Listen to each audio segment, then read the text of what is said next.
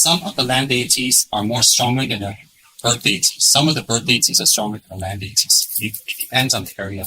Some areas, land deities very calm, quiet. Some is very wrathful and fierce. Some is very jealous. Some is very kind like people. To show respect to the land deity is good. To make offerings to them is good. But we don't actually take refuge to them or rely upon them. So therefore, what is important is once in a while we make an offering to the land deity where we come from and the area that we live. It's like making, if your neighbor has a wrathful dog, give some food to the dog doesn't bark at you or bite you. That kind of making friendship. Why do we not rely on the land deities? We don't rely upon them because they also have died. They were humans and they had to take rebirth. And they will again die, take rebirth again. So they're just like us. They're stuck in the world. The only thing is they have clairvoyance because they don't have a physical body. They have a subtle body. The body can travel very fast to see what's going on. So it's like clairvoyance. For example, some of us, when we sleep, we can leave our bodies to travel. During that time, we can travel quite fast, right? At the speed of thought. So there's a land deity in this area. Peaceful, quiet. I think there.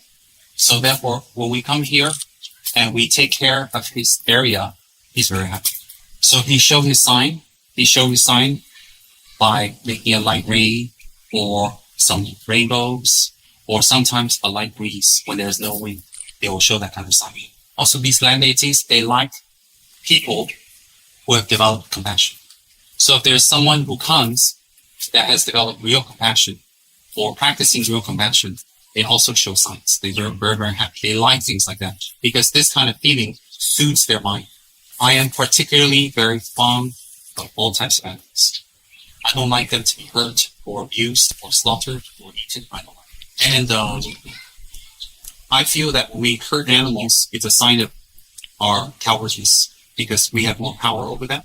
So it's our cowardness and our lack of courage that we take abuse of animals. And maybe in the past, a couple of 100 years ago, the food, nutrients, and resources, all that was very limited. But now, in the modern world, especially in our country here, the food resources are very, very plentiful. So we can get our nutrients and protein and whatever our body needs from all other sources. We don't need to harm them. The tradition in China, of praying and dedicating themselves to Kuan Yin and never harming an animal or taking flesh or bringing flesh into the temple is one of the best traditions ever. If we believe in Shakyamuni, Amitabha, Kuan Yin, Manjushri, their nature is the same, not to harm others. Therefore, the first fundamental step to developing civic or compassion, the first fundamental step is outward. Outwardly means to take vows.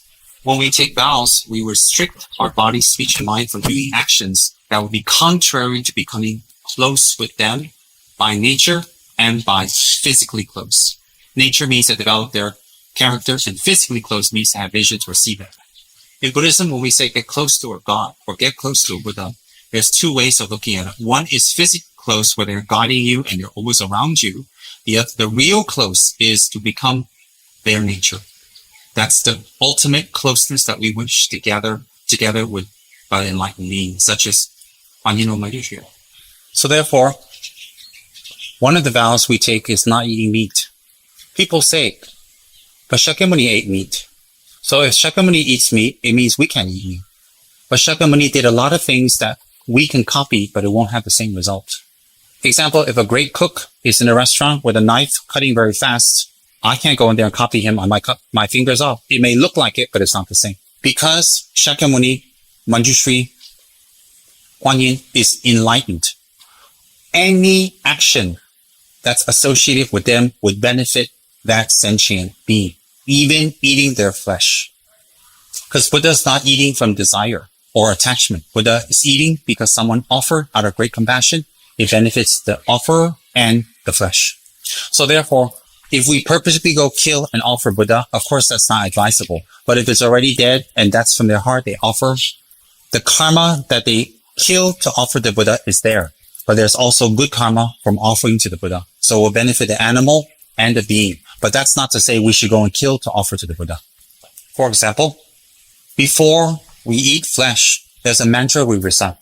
For example, we can recite Medicine Buddha's mantra.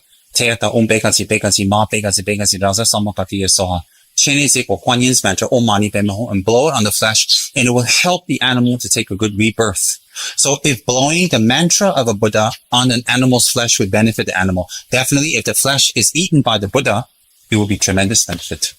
So if we recite Om Mani Padme Hum on the flesh before eating and it benefits the flesh, that means the power of the mantra is by the power of the being the mantra represents, which is Kuan Yin. Therefore, Kuan Yin eats the flesh, it definitely benefits the flesh. Now, if we are the same, then we have to say Om Tsem Rinpoche Hong Pe, blow, Om Cook Hong Pe, what's his name, KB Hong Pe, and blow, it should benefit animals. Since we blow our own mantra, it doesn't benefit. If we eat, also don't benefit. By the same logic. For example, his name is Ao. Om Ao Hong Pe, you blow, no effect. Because he's not a Buddha. So if we recite Om Ao Hong Pe, there's no benefit for the animal. So therefore, if Ao eats the meat, also no benefit for the meat.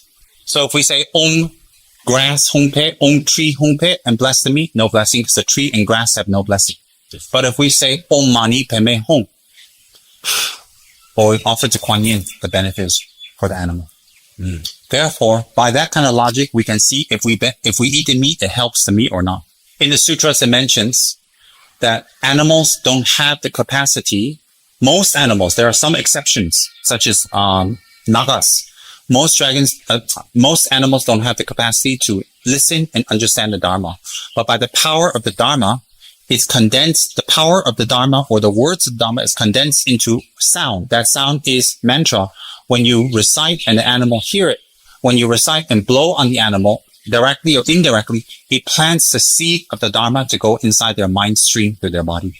So the Buddha's speech arises from his enlightenment, his attainments. Then the attainments arise in the form of sound. That sound becomes word, the word becomes meaning, the meaning is called Dharma. Why do we call that Dharma? Because Dharma is transformation, but the transformation starts from hearing the attainments in the form of sound. That's right. That's why mantras and chakras have a lot of power. So different mantras represent different forms of enlightenment or different forms of the enlightened mind. Hence, the different types of enlightenment comes in different form of mantras. The mantras have a lot of power. So if the mantra is invoking on one of the Buddhas, if it's recited with great compassion, a concern for others, then the mantra becomes very powerful that it moves Dharma protectors' hearts, it moves the land gods' hearts, and it moves people's hearts. So therefore, if we're in an area where there's land god, we recite the mantra with great concern for animals, for people, for the environment. The land god will feel very pleased because they hear the sound of something holy, a Buddha's mantra, and it's motivated by compassion. So that's very rare for them to hear and feel. Last time when I traveled in Malaysia for the first time to many cities and Dharma centers all over, when I arrived, there would be many rainbows last time. I'm not saying I have compassion, but I'm saying that I wish to teach the Dharma from a good motivation. Perhaps that makes the land gods feel happy. Because I'm not teaching for money or fame or to win something. It's teaching sincerely, hoping the other person's mind will change. So I just told these three ladies that I want to do this once a month. I want to do more than once a month, but I want to officially do once a month and make it a animal savings, animal liberation day. We do prayers. We arrange the lorries to come. We bring here. We let them go. We feed them. I want to do that every month, once a month, and encourage people to see and also bring their kids. I want to make it a cage event. And then weekly, she's already arranging for kids and cage members to come feed the turtles and feed the fish. I love liberating animals. I love when people take care of animals. I love when people are kind to animals. People who are kind and nice to animals are kind because animals can all say thank you. So if we do that, it's sincere from our heart. In Buddhism, to do things with a motivation of no recognition is getting closer to the Buddha. So for animals we liberated, when other high lamas, high teachers of all the lineages have long life, health, and excellence, may their teachings grow, may their entourage and sponsors grow. Where there's no Dharma, will we bring the Dharma? Where there's Dharma, may we make it stronger? Where there's a misunderstanding of Dharma, may we take on the responsibility to clear it. Especially may countless animals who suffer daily or tortured, beaten, killed, eaten, and slaughtered, and butchered daily, may they gain liberation, and may we be the causes of them to gain liberation and gain freedom. May we have a wonderful animal shelter in the future. that will inspire thousands and thousands of animal shelter in the future to manifest, for people to take care of animals, love animals, and may vegetarianism grow to extreme heights and become mainstream and accepted.